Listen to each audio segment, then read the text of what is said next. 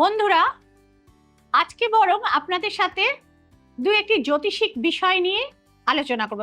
একদম বিশুদ্ধ বৈদিক জ্যোতিষ। কেন? আপনাদেরই অনুরোধে, আপনাদেরই রিকোয়েস্টে। তো ট্যারট গাইডেন্স উইথ শ্রীময়ীতে আজকে আমরা আলোচনা করব রাহুর অবস্থান নিয়ে। হ্যাঁ বন্ধুরা, কলিযুগের রাজা হচ্ছে রাহু। এই কথাটা আমরা এতদিনে সকলে জেনেছি। আপনার হঠাৎ করে একটা লটারি কে লাগিয়ে দিতে পারে? রাহু। আপনার ফাটকা টাকায় একটা বিশাল লাভ কোথা থেকে হয়? রাহু। ডিজিটাল মার্কেটিং এর ক্ষেত্রে অল্প কিছু দিনে একদম রমরমা বা ফুলে ফেপে যাকে বলে ফ্লারিশমেন্ট কে করে দিতে পারে? সেই রাহু। এই রকম রাহু যদি বসে থাকে আপনার দুস্থানগত হয়ে, তাহলে তার ফলটা কি হতে পারে? ট্যারট গাইডেন্স উইথ শ্রীময়ীতে আজকে আমরা সেই বিষয়ে আলোচনা করব।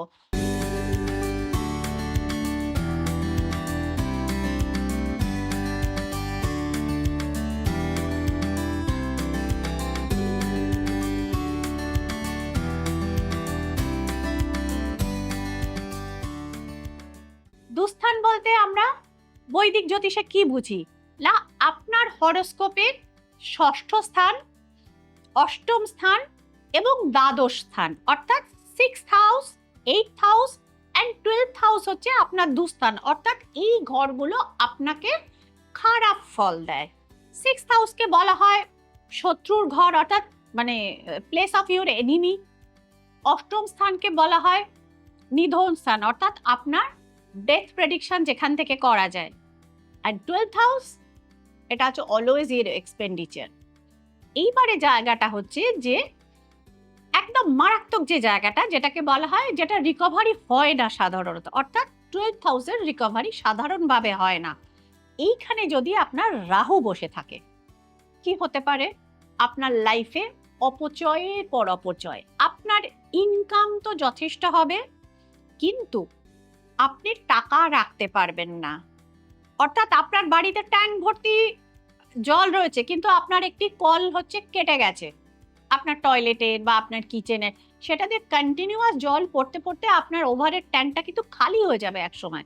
হ্যাঁ, সঙ্গে সঙ্গে হয়তো হবে না, কিন্তু আপনি দেখবেন যে জীবনভর আপনি যত টাকা রোজগার করলেন, সঞ্চয় সেই তুলনায় সীমিত বা নেই বললেই চলে। এই ঘটনা 12th হাউসের রাহু কিন্তু ঘটায়। আর আরেকটি মত, যেটি পরাশর সংহিতাতে বলা আছে, সেটি সাদা বাংলায় মানে হচ্ছে আপনার দুস্থানে যদি কোনো ঋণাত্মক গ্রহ বসে থাকে, অর্থাৎ রাহু, কেতু, শনি এরকম ধরনের গ্রহ যদি বসে থাকে, সেক্ষেত্রে কিন্তু মাইনাসে মাইনাসে বন্ধুরা প্লাস হয়ে যায়। অর্থাৎ সে কিন্তু সেই মাইনাস গ্রহটা আপনার জীবনে কিন্তু প্লাস ফল, অর্থাৎ সদর্থক ফল বা ধনাত্মক প্রভাব দিতে শুরু করে।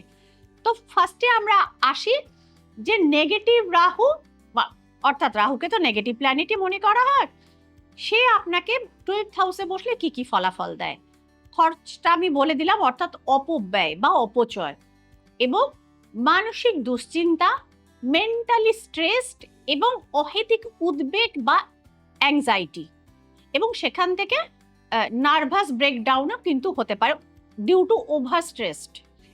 তো এগুলো হচ্ছে 12th হাউসের রাহুর মাইনাস দিক। এখান থেকে প্লাস কি করে আমি পাচ্ছি? না, ওই যে বললাম মাইনাসে মাইনাসে প্লাসের থিওরি, তাহলে জেনে নেওয়া যাক 12th হাউসের রাহু আপনাকে পজিটিভ প্রভাব কি দিতে পারে। না, সে আপনাকে দিতে পারে বৈদেশিক যোগাযোগ। আপনার দেশ থেকে ছেড়ে জীবনের কোনো একটা সময় থেকে আপনি বিদেশে বসবাস বা বৈদেশিক কানেকশনে প্রচুর অর্থ উপার্জন, এবং বৈদেশিক লোকের সাথে বা বিদেশি সার্কেলে আপনার হঠাৎ নাম যশ এবং প্রভাব বৃদ্ধি, এগুলোও কিন্তু দ্বাদশস্থ রাহু বা 12th হাউসের রাহু কিন্তু দেয়। সাথে সাথে কি দেয়?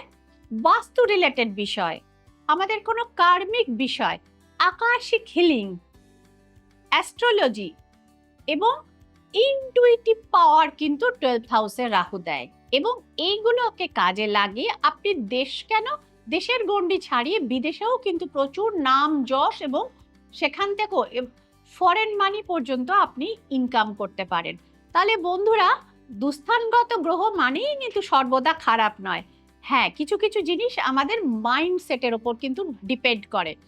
আপনাদের মনে আছে সেই মহাভারতীয় যুগের কথা, যখন বকরূপী ধর্ম যুধিষ্ঠিরকে জিজ্ঞেস করেছিলেন যে বৎস তুমি কি জানো যে সুখীকে যুধিষ্ঠির উত্তর দিয়েছিলেন যে অঋণী আর অপ্রবাসী। অঋণী বলতে তিনি বলেছিলেন দিনের শেষে যে মানুষ ঋণ না করে নিজের মানে গৃহে এসে সাকান্ন ভোজন করেন তিনি হচ্ছেন সুখী। আজকের যুগে আপনারা বলুন তো বন্ধুরা, এই ক্রেডিট কার্ডের যুগে সেই তথ্য আমাদের জীবনে আমরা ফলো করি কি? অর্থাৎ বদল এসছে আমাদের মানসিকতায়, আমাদের থিঙ্কিং প্যাটার্নে। তো সেই রকমই অপ্রবাসী অর্থাৎ যিনি দেশেই থাকেন, দেশেই কর্ম করেন এবং দেশেই উপার্জন করেন, কিন্তু আজকে 20 থেকে 21 বছরের কেরিয়ারে ম্যাক্সিমাম বাবা মায়েরাই এসে আমাকে জিজ্ঞেস করেন, ম্যাডাম আমার ছেলে মেয়ে বিদেশে কবে পড়তে যেতে পারবে, বা এনআরআই পাত্রের সাথে আমার মেয়ের বিয়ে হবে কি, আচ্ছা গ্রিন কার্ডটা ওর কবে হবে, বেশ কিছুদিন তো হলো ইউএসএ তে গেছে। এবং আরেকটি জিনিস যেটা হচ্ছে যে বৈদেশিক অর্থ সে উপার্জন করতে পারবে কি, এই কানেকশন আমার ছেলে মেয়ের চার্টে আছে কি? তাহলে বুঝতে পারছেন যে অপ্রবাসী অর্থাৎ প্রবাসী হতে পারলেই এই যুগে মানুষ মনে করে সোশ্যালি তার স্টেটাসটা অনেকটা এনহ্যান্স হয়ে গেল, অনেকটা বাড়লো। তো সুতরাং সেই মহাভারতের যুগের অঋণী আর অপ্রবাসীর থিওরিটা এই যুগে কিন্তু একটা বিশাল বদল এনেছে। এই যুগে ক্রেডিট কার্ডের যুগে সেই 4 ভাগ থিওরিটা বেশি চলে, অর্থাৎ ঋণং কৃত্তা ঘৃতং পিবেত, ঋণ করে হলেও ঘি খাবো। আজকের জীবনটা আজকের, হ্যাঁ মানে বলে না living in the present moment, this is called life. তা আমাদের মানসিকতায় পরিবর্তন এসছে এবং আপনার দ্বাদশস্থ রাহু আপনার বৈদেশিক কানেকশন এনে দিতে পারে, আপনাকে ডলারে ইনকাম এনে দিতে পারে এবং আপনার নাম যশ সুখ্যাতি সেটাও কিন্তু আপনাকে দেশ ছাড়িয়ে বিদেশের গণ্ডিতেও ছড়িয়ে দিতে পারে। সো বন্ধুরা, দ্বাদশস্থ রাহু মানেই কিন্তু খারাপ না, শুধু আপনাকে জেনে রাখতে হবে আপনি তাকে আপনার লাইফে কাজে লাগাবেন কি করে। এই চাবিকাঠিটা যদি করায়ত্ত করতে চান তাহলে নিজের মাইন্ডসেটের ওপর একটুখানি ওয়ার্কআউট করুন। নিজে যদি না পারেন তাহলে আপনার পছন্দের কোনো অ্যাস্ট্রোলজারের কাছে বা কোনো যারা ফিউচার টেল করেন তাদের কাছ থেকে, ফরচুন টেলারের কাছ থেকে আপনারা জেনে নিতে পারেন এবং নিজের হরোস্কোপের যে মাইনাস পয়েন্টগুলো আছে সেগুলোকে প্রপারলি বুস্ট আপ করে আপনিও একজন সফল ব্যক্তি হতে পারেন। ভালো থাকবেন বন্ধুরা। এই এপিসোডটি কেমন লাগলো অবশ্যই কিন্তু কমেন্ট সেকশনে জানাবেন এবং কোন দেশ থেকে আপনারা আমার প্রোগ্রামটি দেখছেন এবং আরো কি জানতে চান শ্রীময়ীর কাছ থেকে সেটিও জানালে আমার ভালো লাগবে। এই বিষয়ের ওপর নেক্সট এপিসোডে আমি অবশ্যই তাহলে আলোচনা করব। ভালো থাকুন বন্ধুরা এবং রাহু কেতু বা যে গ্রহই আপনাকে প্রবলেম দিচ্ছে না কেন তাকে কন্ট্রোল করে নিজের লাইফে সাফল্য নিয়ে আসুন। নমস্কার।